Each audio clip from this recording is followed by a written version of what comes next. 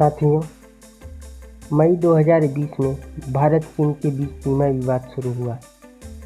ठीक एक महीने बाद 15 जून 2020 की रात यह विवाद बड़े झड़प में बदल गया, जिसमें भारत के 20 जवान शहीद हो गए। इस झड़प में साथियों, चीन के भी लगभग 40 जवान शहीद हुए, लेकिन चाइना ये बात मानने को तैयार नहीं है।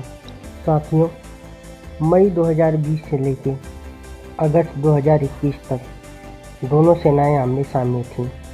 इन सब के बीच 29 जुलाई सन 2020 को भारत के अंबाला एयरबेस पर 5 धुरंधर पहुंचे, जिनका नाम साथियों राफेल फाइटर जेट था। लेकिन साथियों, ऑपरेशन सिंदूर में इसकी मारक क्षमता को देखकर भारत सरकार ने यह डिसीजन लिया कि भारत 114 और राफेल विमानों की डील करेगा। साथियों, भारतीय नौसेना के लिए पहले से ही 26 राफेल मरीन का ऑर्डर दिया जा चुका है। साथियों, MMRF डील के तहत भारत 114 और राफेल विमान खरीदना चाहता है।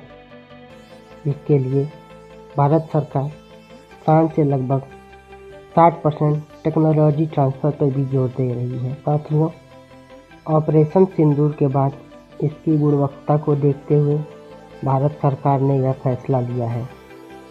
अगर 60% टेक्नोलॉजी ट्रांसफ़र की बात बनी तो यह राफेल कुछ दिनों बाद भारत के आसमान में उड़ते हुए दिखेंगे। साथियों, अब आइए समझने की कोशिश करते हैं भारत सरकार अपनी किन किन शर्तों पर ये MMRF डील करना चाहती है, जिसके तहत भारत सरकार फ्रांस से 114 राफेल खरीदे। साथियों, भारत सरकार की पहली और सबसे बड़ी शर्त मेक इन इंडिया के तहत ये राफेल विमान भारत में बनाए जाए, जिसमें से 90 विमानों के मेक इन इंडिया प्रोजेक्ट पर 90 विमान भारत में बनाए जाएं। साथियों, दूसरी सबसे बड़ी शर्त है, भारत सरकार चाहती है कि फ्रांस टेक्नोलॉजी ट्रांसफ़र के साथ यह विमान भारत में बनाए। भारत सरकार लगभग फ्रांस से 60% टेक्नोलॉजी ट्रांसफ़र चाहता है, जिसमें डसॉल्ट एविएशन और साफरान की कुछ तकनीकों को भारत में लाने पर जोर दिया जा रहा है, जो कि हमारे भविष्य के प्रोजेक्ट एमका और तेजस मार्क 1 में काम आ सके। तीसरी सबसे बड़ी शर्त है दोस्तों, भारत सरकार चाहती है कि राफेल में भारत स्वदेशी मिसाइलें और रडार लगा सके।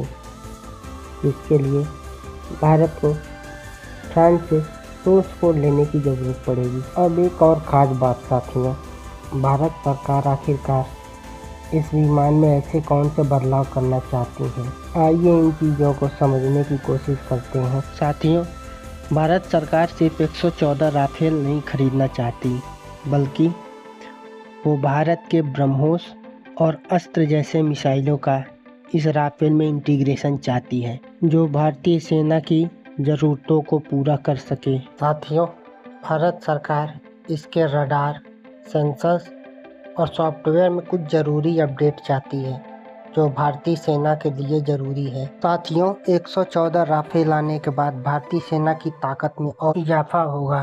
साथियों, हमारा वीडियो कैसा लगा हमें कमेंट करके ज़रूर बताएं। साथ ही साथ चैनल को सब्सक्राइब करें।